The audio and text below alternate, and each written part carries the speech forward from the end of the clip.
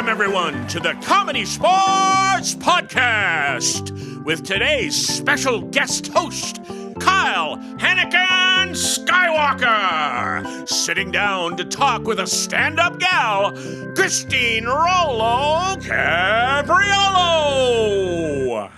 Welcome, everyone, to the ComedySportz Podcast. I am Kyle, your guest host for today's episode, because we've finally got Christine Rolo Capriolo sitting on the other side of the table. That's right, Kyle. I see the sun on this side and a beautiful plant. This is a lovely view. Yes, you are facing south. What more could you ask for?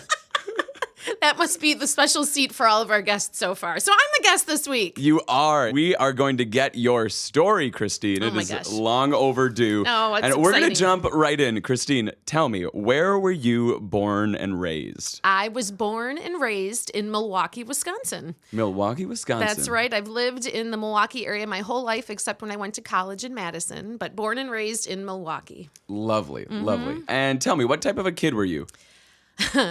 I was always the goofy, silly, funny kid, or I thought I was funny. People said I was funny, so then I wore it like a badge of honor. Who told you were funny? Oh, my family, my friends. I always made silly faces and, you know, I have a memory. I was a little kid. My grandparents lived in Tomahawk, Wisconsin. Tomahawk, The all right. middle of nowhere, Wisconsin. Mm-hmm. No lake. It was awful. It was in the middle of nowhere. The high point of the week visiting them was going to see the cows getting milked by Henry the farmer across the street.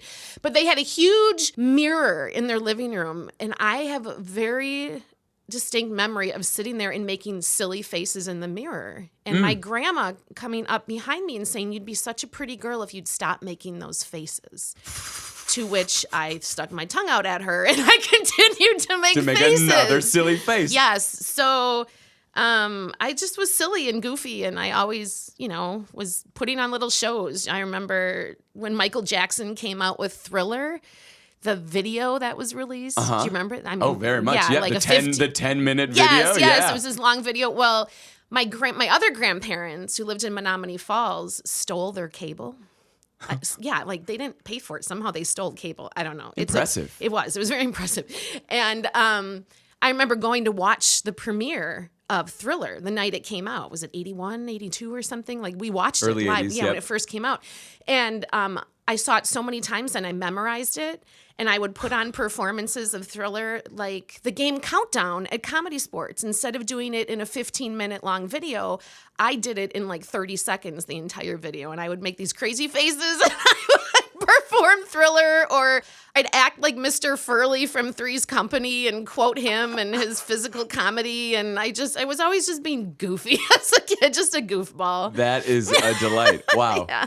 No, I guess I never thought about it till sitting here across from you that it was like the game Countdown. I took it and I just did it in fast forward, the entire Michael Jackson Thriller video.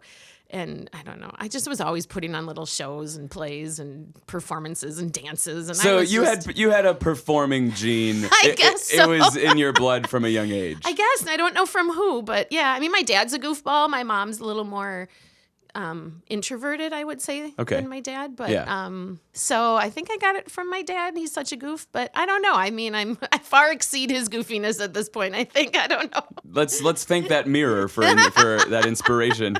And tell me, what did you want to be when you grew up? Yeah, when I was a kid, we did this game. I could write it out, although my dear listeners, won't see it. Remember, there was a game like this. It kind of looks like a tic-tac-toe board, but you'd put more spaces. And so you'd say, like, who do you want to marry? And I'd be like, I want to marry Matt Damon and LL Cool J and Ryan Gosling and Dave Nelson. And how many kids do you want? You'd name, like, a number of kids. 8, 4, 2, 0. And then what do you want to be when you grow up? Mm-hmm. And I always said artist, actress, teacher, and mom. Oh? And Oh, I'm gosh, actually Christine. an artist. Uh-huh. I've performed. I don't know what acted, but ComedySportz. I'm an art teacher, Yep. and I'm a mom.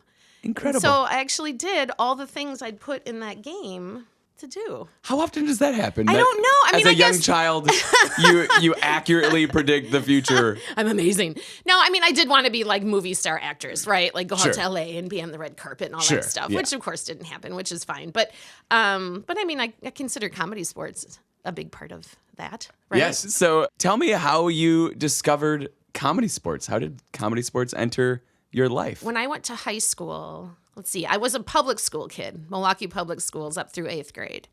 Mm-hmm. And then, long story, details don't matter, but it happened to my brother too, who's 3 years older than I am. Neither of us got into the public school that we wanted to because it was a lottery system. They just picked a number. And if your number wasn't picked, you didn't get in. Wow. So my parents ended up sending the both of us to a private school, to CSz High School. Okay. Both my And- parents went to CSz. Oh, did they? Yeah. And my brother ended up being, he's 3 years older than I am. He ended up being like super popular, a soccer jock, and Okay. dated every girl there, and everyone loved him. And I came in and I was angry and sad and teen angsty because I left all my friends and I came to Pius and I sure, didn't yeah. know anybody Oh, except God, my that older is brother. tough, yeah. And it was really hard. And I can just hear my dad right now listening to this going, oh, poor Christine. And I just had a really hard time. And I remember 2 of my brother's friends, Borch and Keith, were in comedy sports in high school. And my brother Tony told me that, like, oh, they're in comedy sports. And they would be like at assemblies and they'd be throwing candy out and everyone loved them and they were nice and they were happy. And I remember thinking, I want to be like that. I didn't want to be where everyone loved me. I wanted to be happy because I was not happy in high school. So then when it came to my, I think, end of sophomore year, I want to say there were auditions for the CSz High School Comedy Sports team. Wow. And at this point, I'd already auditioned for some of the plays and the musicals, which I did when I was in middle school. And they never picked me. I was never in any of the shows in high school. They're lost. Thanks. The teacher seemed to have her favorites, and I was not one of them because I was, Sure. again, an angry, angsty teenager. And I remember going to these comedy sports auditions, and there were like 100 other kids auditioning. And my they gosh, were only really? accepting like 6 people or something. I mean, it was Wow. insane. And so I remember sitting there thinking, I wasn't nervous, but I was thinking, they're not going to pick me anyway. Screw this. I'm just going to do it. And so I wasn't nervous. I just got Yep. up there and I just did it. And I thought, what's the point? They're not going to pick me. So I just like did it. I don't even remember what I did, but I remember being in the room and having this attitude of they're not going to pick me anyway. But it channeled a carefree attitude. did. I just which came out with- seemed to lower all inhibitions. I guess. Yeah. So then I found out, I want to say that night or the next day, that they had picked me to be on the team. And I started then my junior year on the high school comedy sports team at Pius. That was 1991. That year, I think we still went down to cults, and like Kurt Scholler was in charge of it. And so he was Wow. like super amazing, like, oh my God, it's Kurt. And so he was awesome. And we'd have practices. And my senior year, I was the captain of the comedy sports team. And I want to say, like, then we had our own private coaches, like that year, Professional Comedy Sports Milwaukee, like all the volunteers on the professional team who volunteered to do this would like get assigned to high school. And we had Cliff Bayer was our coach. I think that was my senior year. So then I just did it in high school, and I'd go see the shows, and I became addicted to watching the Dead Ale Wives Wednesday nights with all those guys. Yep. And Had you ever seen comedy sports before? I can't high school? remember. Really? I don't Okay. know. I don't think so.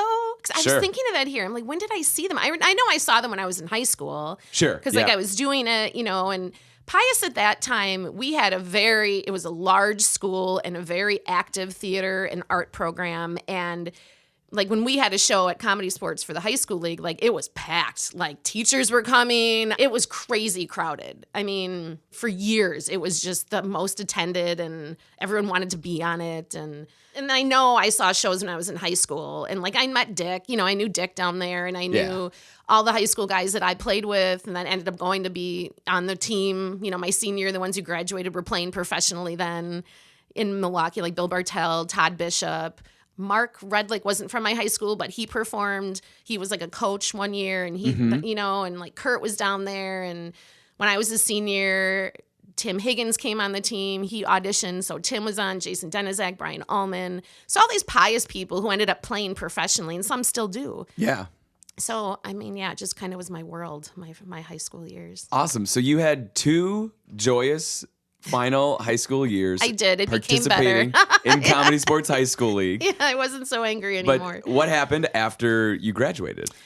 I went to UW Madison. Okay. And I knew they had a ComedySportz team. I want to say Dick told me. I want to say Dick Chudnow told me. And my friend from high school, Ann Kelcher, who ended up being my roommate freshman year, she was also on the high school league team my senior year. And so we roomed together and we got a hold of the guys in Madison. And at that point, they were kind of like changing over management. Like Joe Thompson was still there, but like Brian Judkins was taking over, and Mark Molnitsky and Jess Main. She was doing tickets, but it was kind of like she and Mark and Brian were in charge. And Ann and I both started doing workshops there. And, you know, we've talked many times in the podcast how Madison kind of bounced all over locations and stuff. Yeah. So I remember doing workshops in like, I don't know if they got permission or we just went into like some of the buildings and found an empty room. I remember being in the humanities building once. Sometimes that's all you need is an empty room. Exactly. So we'd perform or we'd practice in empty rooms, and you know, then we had our workshop shows. And I feel like my freshman year it was super fun, and then sophomore year Ann went to like Argentina or Chile to study or something. So it was me coming back, and there was the workshop show at the end of the workshop season. Yeah, the showcase. Yeah. And I invited like every human being in my dorm. I lived in Whitty, and like I was friends with people on my floor, the 8th floor, but I became friends with people on the 5th floor. And so like I just had flyers everywhere because this was before the internet. We just put flyers everywhere. Yep. And I remember being so excited that all these people were going to come. And then I remember right before the show, like peeking out from behind the curtain. We were at the upstairs, downstairs deli. And I remember Mark Molnitsky was in a booth doing sound. And I thought he was so cool because he was like one of the professionals in the Madison team actually showed up to do sound for our workshop. Oh, sure. So I was thinking, oh my God, that's so big cool. deal. Yeah. Right. And Brian Judkins was reffing. And Matt Finale, who ended up playing professionally too, was there. And I remember peeking out from behind the curtain and nobody was in the crowd. And I was so embarrassed because I told them like, oh my God, I'm bringing like 100 people. It's going to be so great. And nobody was there. And I was mortified. And then Brian is like, we're just going to start. And I was like almost crying. I was so embarrassed. Mark ended up like announcing everybody, and like Fred the head, somebody was there, and then Matt Finale. And then he introduced me last. And then the crowd went nuts between the time he started introducing people to the time I came out. Everybody that said would be there showed up, and it was like standing room only, and it was insane. And I was like, yeah, like I have a picture of me jumping on stage, and I felt like a rock star. That's a way to start your showcase show, with that surprise energy. Yeah, it was super cool. Rubberface. Rubberface was my nickname in high school because I made so many goofy faces. Like I was just known. There you go, right back to the mirror in Tomahawk, Wisconsin. I was known for making just the craziest, silliest faces, and so they called me Rubberface. So I think that was probably I don't know, my nickname then at the showcase.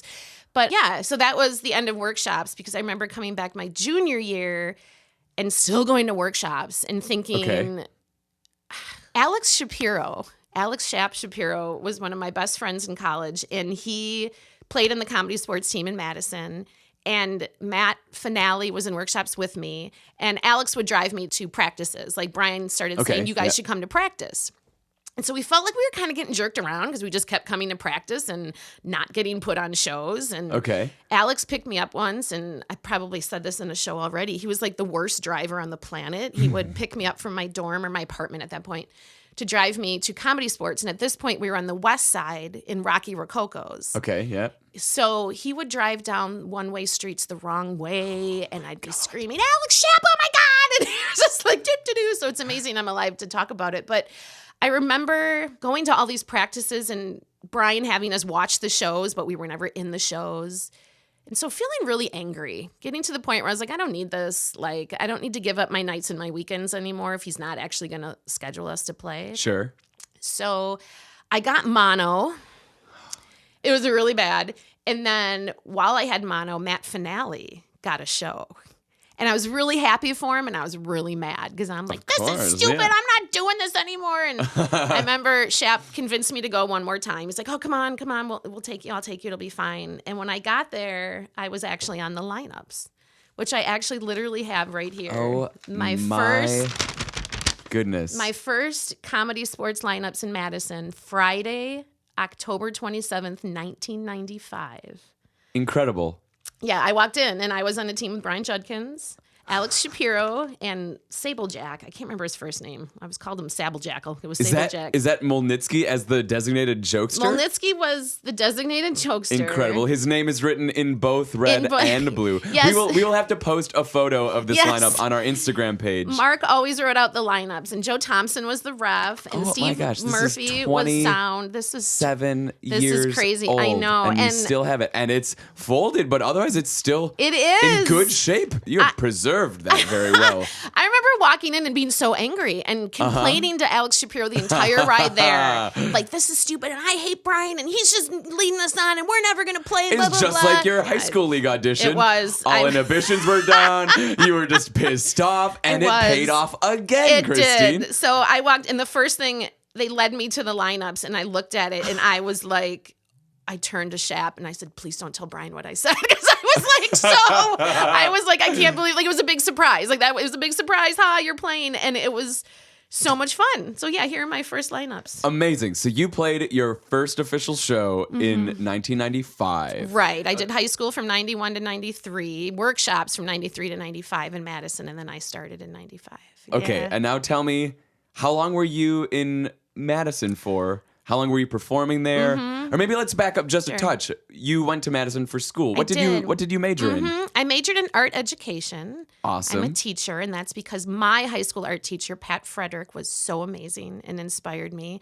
I wanted to be just like her. So I knew always I wanted to be an art teacher. And yeah, so I did that. And I did the 5-year program. I took a little longer, which is fine. Okay, yeah. Hey, I took 5 years in my undergrad. Oh, yeah. I wish I could have taken like 20 years. College was the best. So, yeah, I studied art ed and did comedy sports on the weekends my last 3 years. Yeah. Okay, so when you were done with college, did you move?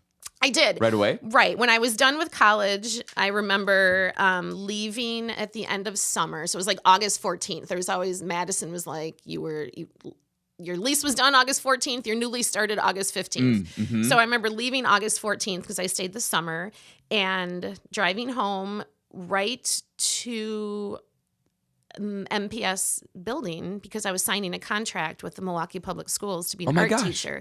Yeah, just like that. Well, Wow. I remember going to some like job fair or something for MPS, right? And I was like, I'm studying to be an art teacher, and they're like, oh, we need art teachers, and so they I'm like, I want to teach high school. They're like, oh, okay, we'll give you a high school job, and I'm like, awesome, but then I found out like somehow, it's just ridiculous, but didn't end up when I showed up at the first meeting the first week. They're like, who are you? And I'm like, what do you mean? I signed a contract. Like, I'm a high school art teacher. They're like, we don't have any high school openings. And so it was weird. They didn't know what was going on. And so they made me what was called a day-to-day sub. So I started subbing for an art teacher who was out with some medical thing at a middle school. Okay. And every day I just subbed. Every day I was told, you're going back there, you're going back there. And finally, like end of October or something, they made me officially the classroom teacher there. So I taught my first year at a middle school here. And then 3 years at a high school at South Division at MPS, which is a whole other podcast. And then now I'm out in Brookfield. Awesome. So you moved from Madison. I did. I moved from Madison to Milwaukee. And did you instantly transition into Milwaukee comedy sports? Not right away. Okay. Like, I remember coming back and hanging out with a friend of mine from high school, Bill Bartell, who played comedy sports for years.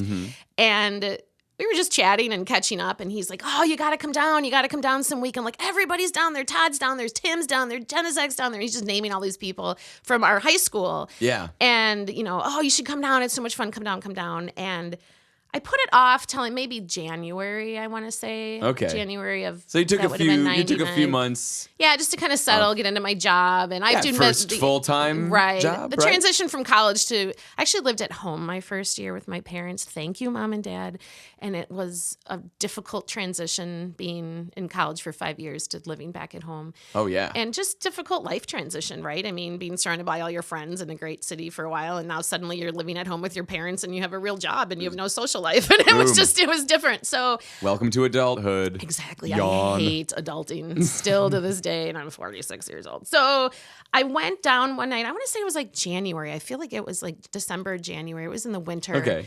And I went down there. On the cusp of 99. Yes, that's right, 99. Right. And sure enough, down there was Bill and Todd and Tim and Jason Dunizak and all these guys and like the old school people that like I had known from when I was, Dick was down there. Yep. And like, so I just saw all these familiar faces and like Rolly Cafaro and Steve Scholler, who had come up when I played in Madison. Sometimes Milwaukee would send players up to Madison and we'd kind of have like a Milwaukee-Madison matches. Yeah, awesome. And so that's how Rolly and I met because Rolly came up. I'm sure we told this story, right? I saw his name was Rolly on the lineups. And my nickname was Rolo. Yeah. So instant connection. Yeah, so I'm like, your name's Rolly. He's like, your name's Rolo. And so, yeah, we remember each other from then. So, yeah, so then I came up and somebody told me, just start going to workshops. Just start coming to workshops Monday nights and start playing. Rolly did. I think it was Rolly Cafaro. He's like, just come in and start playing. So I started doing Monday night practices. Steve Scholler was the teacher. Okay. Steve and Kurt are brothers. And what's really creepy is Dave Nelson, who is my husband now, apparently I think was in those workshops, but I don't remember him at all. But he always tells me he remembers me at the workshops and he would try to like talk to me. And apparently I would just like get up and walk away from him. Like I paid him like zero attention. I don't even remember him at those workshops, but the courtship slowly very ensued. slowly, Yes. very slowly. So I just remember going to workshops for a while and finally, like, I'd hang out there on the weekends and it was Rolly again. And I'm like, I don't get it. Like, how do I start playing? Like, I'm at the workshops. They're saying I should play. And Rolly's like, just call in. I'm like, well, don't I have to wait for Dick to tell me to call in? He's like, just call in. And I'm like, okay. So I called in and I got, both Friday, both Saturday for the next, 10, 15 years or something. I played every... Incredible. Yeah, I just played constantly then. That was just it. That feels like an example of ask for forgiveness, not permission, right? Yes, and I still go by that phrase all the time at work. Can really get you far. Yes, it can. And that's, honest to God, if it wasn't for Rolly saying, just call in. Yeah, then that little push. Yeah, because I was waiting for Dick to say something and everyone's like, Dick's never going to say it. Just call in. Yeah. I'm like, can I do that? I did. And yeah, then I started getting the 7:30 and 10 every Friday and Saturday night for the next forever years. Yeah. Okay, awesome. So you, within the span of a few years, got the tastes of two different locations. Yeah. Tell me just a little bit, what were some of the defining differences in your mind between CSz Milwaukee and CSz Madison at the time? Okay. Well, because every location handles for sure our matches ever so slightly different. Yeah. Madison was a smaller troupe, right? A smaller group of people. Okay. And we had practices every week. And it was kind of like, if you didn't come to practice, you weren't playing that weekend. Wow, sure. Yeah, which was really fun. But sometimes as a college kid, we're like, really? Like, do I have to go to practice again? But it just became part of my weekly routine. I would go to practice every week. And when ComedySportz Madison finally got their own place on State Street, like we did Pizza Hut upstairs, downstairs, we did Wendy's, we were in the West Side, we were back. We're all over the place. When we finally got our own place on State Street, I remember having a practice there, and Brad Knight, one of the funniest people I've ever known, and Alex Shapiro, again, one of the funniest people I've ever known, we held a practice, and we just started with like a suggestion. And it was just the players, right? We just had a suggestion. I think the suggestion was Mr. Keebler. Like Keebler cookies or Keebler. Yeah. Right? Those are cookies, the right? elves. Yes, yeah. The elves. And for 3 hours, just played pretend. We just did the longest long-form scene on the planet and did like an entire play.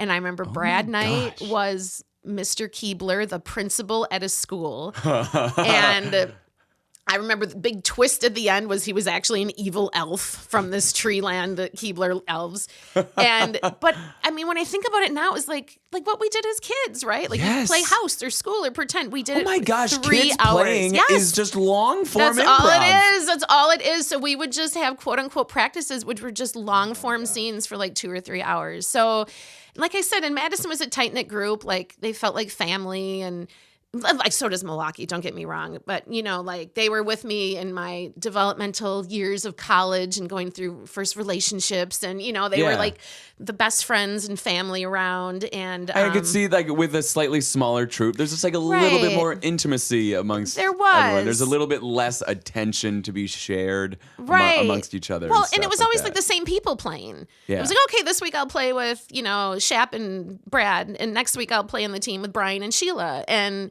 you know, it was, and then I started reffing at one point. Mary Parmentier was an incredibly strong female player in Madison.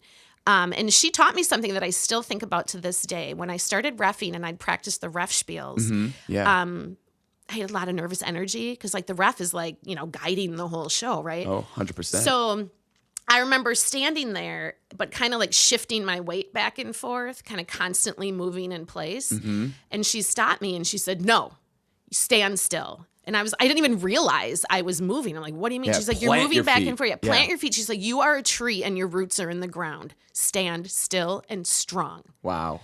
And to this day, I still remember that, and I use that. And whenever I see a speaker speaking with that nervous energy, I think, no, stand still. You are a tree with your roots. Plant your roots, yes. So Mary Parmentier was incredibly strong and very confident. And I don't know, that was very, I mean, you asked me one question, the difference between Madison and Milwaukee, and I'm jumping into the difference with male and female. No, this is great. Talk about. No, go on. This is absolutely wonderful. So Madison was close-knit, right? Yeah. Super close, always played with the same people. And we did the show format different. Like, we'd have team choice, and challenge, but we did it like themes. Like, we had like the list of games, and God, I wish I could think of an example, but it'd be something like, okay, I'm the captain, and you're the captain on the other team, and it was the Fair Oaks Free Agents and the Regent Street Rain Delay were the two teams in Madison. And so I'm Red, I'm the Rain Delay, and I'm going to challenge the Free Agents, Kyle and his team, to a game that. So I wouldn't give you a specific game. I'd be like, to a game that has numbers in it. Or to a game that, you know, like, it would be like a riddle. That's too easy, but it'd be like a riddle. So if it was like a game that has numbers in it, you'd have to look at the thing really quick and come up with a game. Like 3 rooms or 5 things or 185 or, you know, whatever. Sure. So we wouldn't challenge a specific game. So I guess what's different, what I was always shocked at the difference coming to Milwaukee, it was such a bigger group of people, but they kind of like plan what we're going to play backstage. And that's not giving anything away. It's like, what do you want to start with? Oh, we'll start with what are you doing today? Okay, what are you guys going to play? Okay, then we'll play this and that.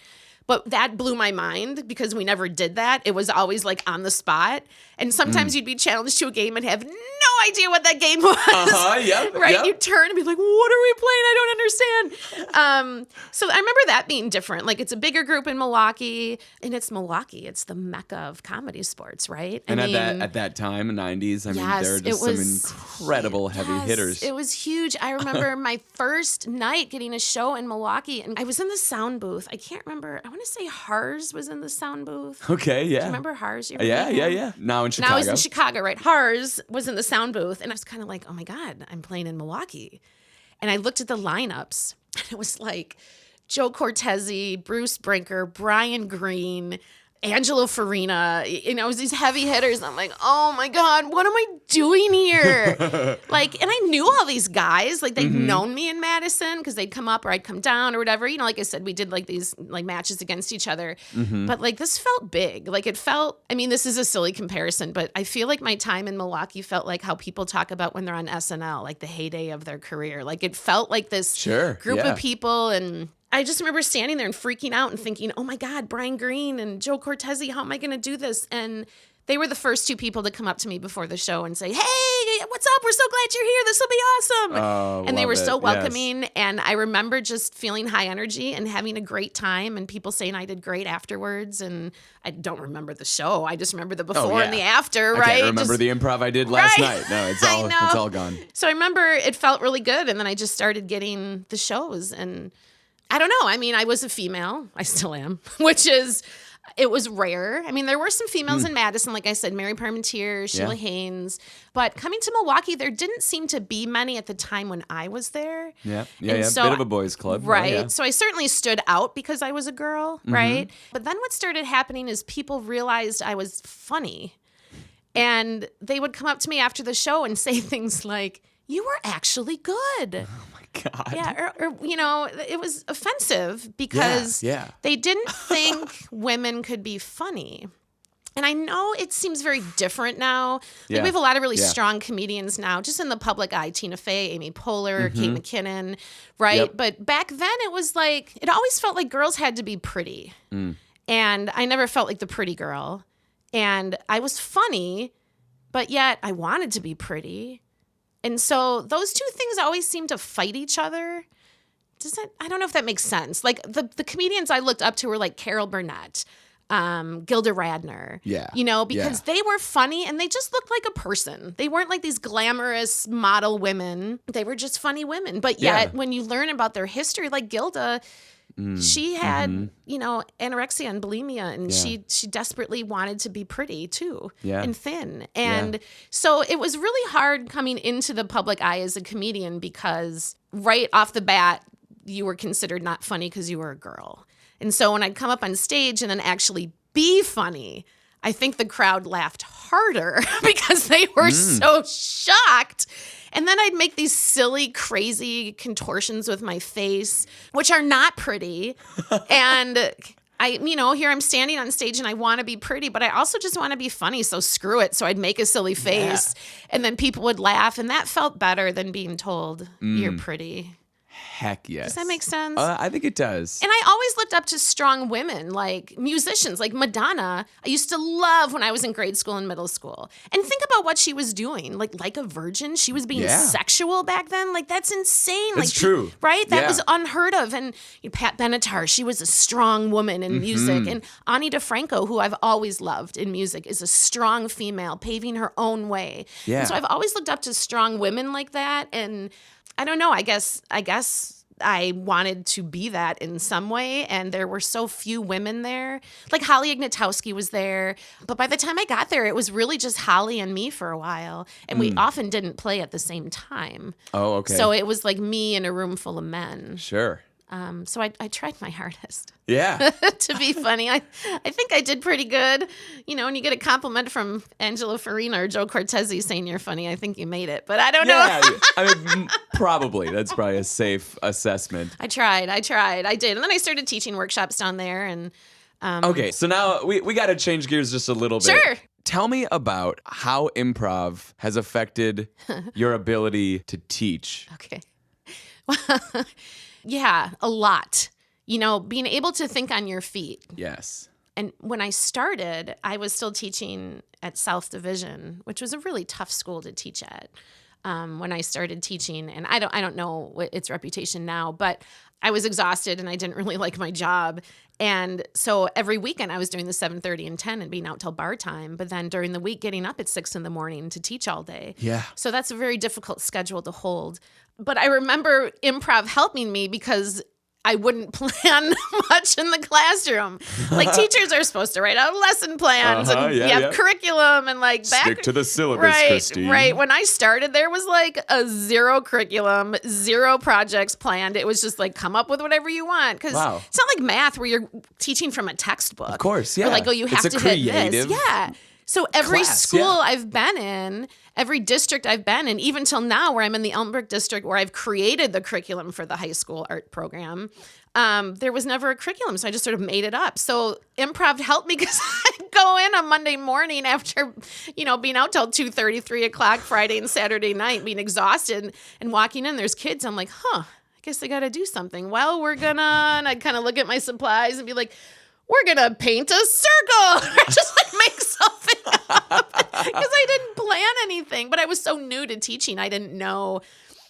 I mean, I think I'm a good teacher, but I didn't have like a curriculum that I had to follow. So, but you were comfortable not having this rigid schedule. Yeah, and I'd have this comfort level of like, I'm just going to make it up. And then I came up with actually some really great projects that I used for years in teaching. And I've been teaching. This is my 24th year teaching now. Oh my gosh. But yeah, so now what's really funny though, 24 years in, education has changed a lot, and we do have to like write out lesson plans. And like I said, I've helped come up with the curriculum in my district for the art program at the high school level.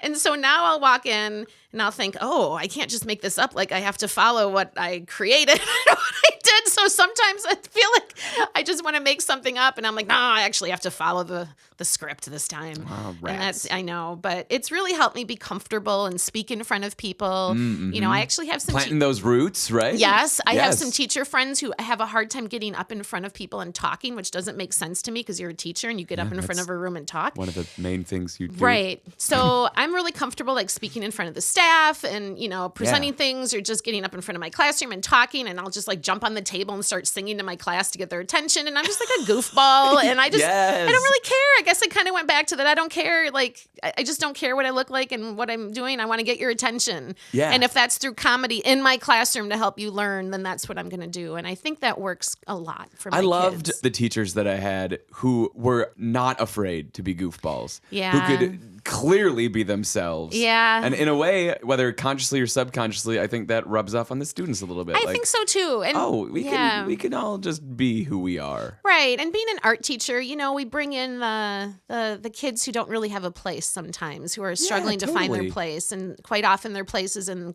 the creative classes, art and theater and music. And and it's not as widely celebrated as the sports sometimes, right? Yep. But I changed that where I teach. I started the Fine Arts Extravaganza, like a day where we celebrate all these kids because they're just as important as the football players. No doubt. Yeah. So but I think improv has definitely helped me get comfortable in my own classroom and doing what I do and speaking my mind. Probably, I can't believe I haven't been fired for doing that before, but yeah. So it's just got me much more comfortable. And so you have been teaching art for 24 years. I know I have. But you also said that you have taught improv workshops and stuff like that. How long did you teach workshops? A couple years. I know I did a couple years. Sure.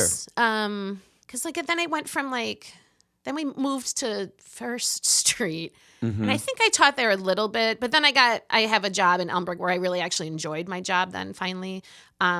So I think I spent less time, you know, teaching at ComedySportz. And funneling more of your teaching energy into my actual career of teaching. Yes. Yeah. Sure, that makes sense. Right. But every once in a while, like I would come down and teach a workshop or something, but like a one-time thing. Okay. Well, this is a perfect transition because you came in, you took the reins for a whole practice. Yeah. And there are two things that you taught us that have never left my brain since. Oh, look at that. Yeah, That's exciting. I'm not kidding. First was a mind web, like a suggestion web, where you had us practice getting like a single suggestion, and then you start branching out from it, and you just try to think of all these things that are related. Right. And when it comes to generating material in a comedy sports show, the immediacy of that word association can be a godsend for ideas and punchlines. Right. And so that mind web has stuck with me from the moment you introduced it. Oh, but not only that, also you introduced us to this character chart. Yeah. I think you shared this printout, but it was like a character breakdown worksheet with like every conceivable category of like backstory for a character, like where were they born, what's their nickname, what's their occupation, what are their hobbies, what are their interests, what are their friends like, what do they do it, like this incredible list, which is when we're making up characters on the spot, having that like mental rubric I think can be so essential to streamline a character's decisions. Talk about how you utilize that mind web sort of idea in shows and your approach to characters, because your character work is just a delight. Oh, thank you. Thank you. That's very nice. Well, that mind web, I actually do in my classroom with my art students, particularly my AP art students. So, you know, the highest art class in the high school, right? Trying to create a portfolio for college credit. Yeah. We talk about mind maps. And I guess I do it in other classes too, but I do a whole lesson on that in there, where you take a suggestion or their idea for art, right? And you branch off of that. So if you're drawing it, you know, like I would take like a word. I feel like the word was caterpillar at that workshop, actually, because I remember talking about Alice in Wonderland. So I'm going to guess it was caterpillar. I don't know. Take a word, and if you were to write that word down on a piece of paper. And we did this, which is so different, I think, than what most people teach.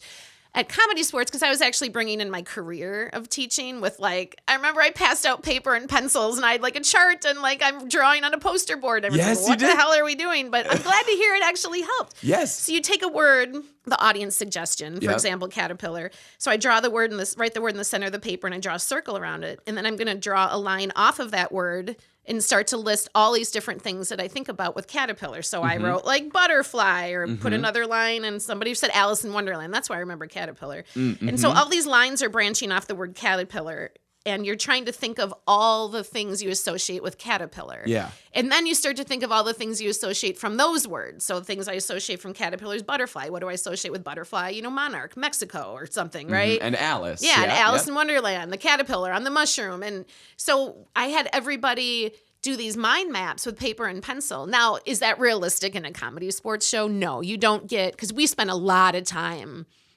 at the workshop talking about that. But my point was, when we did it, I remember saying, okay, now you have to do this without paper and pencil. You have to do it in your mind. The second you get a suggestion from the audience, and you only have 5 seconds, go. Yes. And everyone's like, what? Because we Yeah. spent all this time writing on paper and looking at charts and Yeah. So I said, this is what I do in my head. Yeah. When I get a suggestion, I immediately have a mind map going in my brain of boom, boom, boom, boom, boom. What am I going to take? Caterpillar. I'm going to say caterpillar, silkworm, cobweb, basement, go. And that's where I'm going to start my scene. In a basement with a cobweb is how I started, based on the word caterpillar. I never would have thought of that had I not had the audience suggestion. And also, don't you find that it can be far more rewarding to begin a scene kind of around the suggestion rather than just I'm a caterpillar. Hitting it in its dead center, right? Yeah.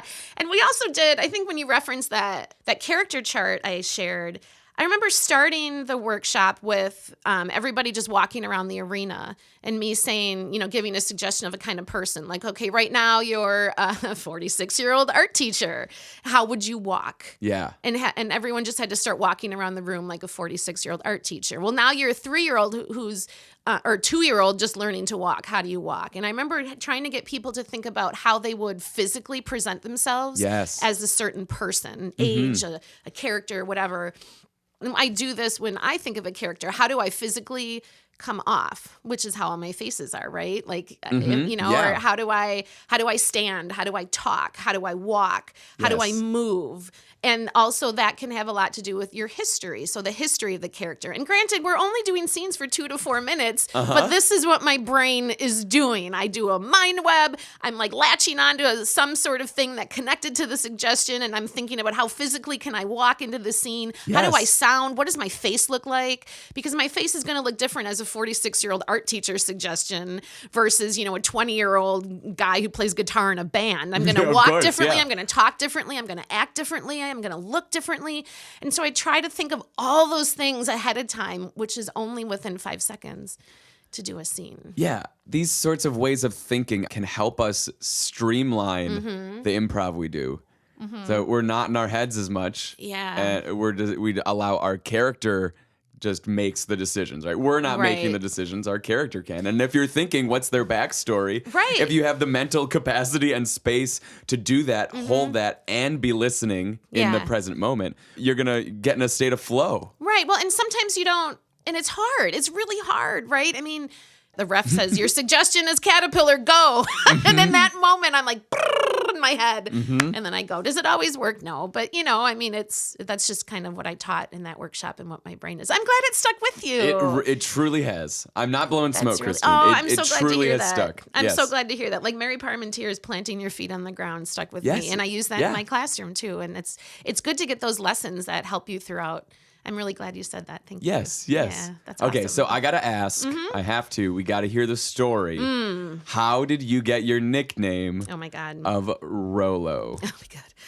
Well, Capriolo is my Italian last name from birth. I didn't change my name when I got married because really, why would I? I was in Madison junior year, I want to say, because I was living in a roach-infested apartment on the 5th floor on Spring Street. And I remember being in my apartment and hearing Brian Judkins and Mark Molnitsky down on the street driving in my neighborhood, just yelling, Capriolo, Capriolo, where are you, Capriolo? I I looked out the window. I'm like, are you drunk, Judkins? Which is funny because neither of those guys drink. And they shortened it from Capriolo to Rolo. I think they just didn't know how to pronounce my name. and they shortened it to Rolo, and it stuck from that moment. Wow. To now when I go down there, and I guess people call me Christine down there, and sometimes I don't even answer because I'm not used to that at ComedySportz. It's always Rolo. I mean, Rolo was how. Yeah, that was it. It was Mark and Brian, I think, gave it to me. Yeah. Awesome. Yeah. All right, Christine, we're going to play a few real quick games, which are of your devising. Well, you have paved the way, wow, Christine. Thank you. So, first of all, we got a bunch of ComedySportz games. Okay. Face down here. I want you to pick two and then tell me which one you would rather play in a show. Well, let's see. All right, let's see. I got quadrants. Okay. And slow-mo. Now, let's see. These are both fun games, totally different. Quadrants, you kind of divide up the stage into 4 sections, kind of like a 4-square game on the playground. And each section has a different suggestion, right? Like an endowment of a type. Right. An emotion, an accent, a theater style, so when you're standing in that part of the stage, you are using that endowment in the scene, right? So I might be over on the French part while you're over in, doing Rocky's accent voice or whatever, right? I'm in the Sylvester Stallone space, yes. So that's quadrants, which is really fun, and I don't remember playing that much. It doesn't get played. No, a lot of these games don't get played much, and we should bring them back. And then slow-mo is a game where 2 people, one from each team, does just kind of a regular household activity, like vacuuming is the suggestion, but we do it like an Olympic sport. And sometimes known as slow-mo Olympics. Okay. And so if you and I are on stage doing this, we are acting out vacuuming as an Olympic sport in slow motion. Super duper slow motion. While the other 2 people, someone's doing like the commentary of the scene and someone's like the expert. Like when you watch the Olympics, you always have like, I used to be the professional figure skater. Back in 82. Right. Yeah. So I have to admit, I loved that game because it played to my strength of making silly faces for slow-mo. Oh, and in slow motion. Yes. Oh, yeah. So all the silly faces come out. Yes. So I would, usually in slow-mo, like kind of the gimmick of the game is, we're trying to vacuum, but at some point during the scene, I might try to sabotage your vacuum by throwing extra dirt in your space, and you might get mad and, take your vacuum head and smack me in the head with it or something like that, whatever. Yeah. So I would then get to react in slow motion, making faces in slow motion. And I knew I could do that well. I could look really goofy really easily. And so I guess I'll play to my strengths here on that, and I would say slow-mo, because we haven't played that in a long time either, I think. I also adore slow-mo. That's a fun one. I love being the person who gets to move slow. Yes. It's so fun. And it's so funny. I remember teaching it and trying to tell people slow down, and they're like moving regular speed. I'm like, no, slower. What don't you understand about that? But yeah, because when it's done well and super slow and then reacting, it's like, that Matrix thing, right? When the bullets go off and then the person leans back and does that slow motion lean back from the bullets. That's what the whole game is. Everything is slowed down, and you can get very physical. I like that physical comedy of, like I said, like Carol Burnett, Gilda Radner jumping around in her bed for SNL. Lucy, right? That physical comedy, I think, plays a very important role in improv, because if you can pull that off, I think that gets the crowd excited. And so I'd say slow-mo. Okay. That's my fun one. Okay, awesome. We're going to move on to a Would You Rather round. Boy. Okay. These are fun. My kids love these too. All right, here we go. Would you rather have fish for hands or lick all the dead bugs off the front of a car windshield? I think I'd rather have fish hands. Wait, but that's forever? But the licking is just the ones? I think so. I'm gonna do fish hands. You're gonna do fish hands? I am. I'm gonna find a way to paint and teach with fish hands. I can't lick bugs. Bugs are so disgusting to me. The gills and the scales might be a nice texture. It would be a very good texture. Yes, or like with jelly plate printing, I could do. I'll do fish hands. There you go, fish hands. And I could swim like nobody's business then, I bet, right? Oh, yeah. I'd be an Olympic swimmer. Talk about Olympics. Yeah, oh my God. All right. Gonna hit you with one more here. Would you rather? Oh, this is a classic here. Okay. This is a classic. All right. Would you rather Yeah. have the ability to become invisible or to fly? Fly. Yeah. I am a birder. Do you know that? Yes, I you love are. my birds. Yes, you are. I'm into birds so much. My son got me into birds. And now he doesn't like them anymore because he's 12 and he's becoming a teenager and he's too cool for what mommy likes. And it breaks my heart. But I love birds and I go birding and I would fly. Oh my God, would I fly? I dream I can fly. I would fly. Are there better dreams than when you have the ability to fly Oh, at your God. own will? I don't know if there are any better No, dreams than it's those. amazing. Flying, you just Yeah. look down and you're like, oh my God, I'm flying. It's the coolest thing ever. At your I would own will, you just think it and it Yeah, occurs. Just think it and you can like, oh my God. I would, oh my God. You'd never see me. I'd be in the air constantly. That's me. I would fly. The freedom, yeah. I would agree. It would be hard to argue that. Yeah, that's if you a good said one. if you said you'd rather become invisible, I'd believe me. I'd question your ethics. For what purpose? Where are you going, Right? invisible, What Christine? are you doing? No, I would fly in a heartbeat. Wouldn't you? Yes. I'd love to try it. Yes. Let's do it. One day.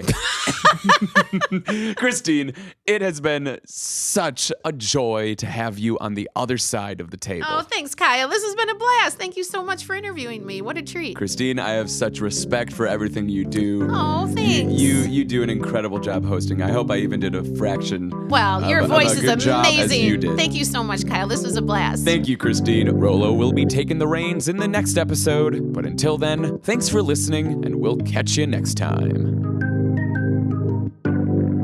The ComedySportz Podcast is produced and engineered by Kyle Hanneken. Our announcer is PJ Rockwell.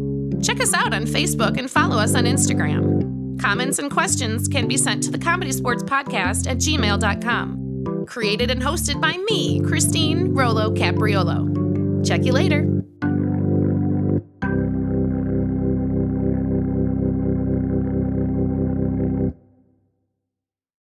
The ComedySportz Podcast is an independent production made by CSz players. The views and opinions expressed by the podcast host and any guests are their own and do not represent the views and opinions of any CSz location or CSz Worldwide. Vocabulary used by the host and guests is not necessarily representative of the CSz brand.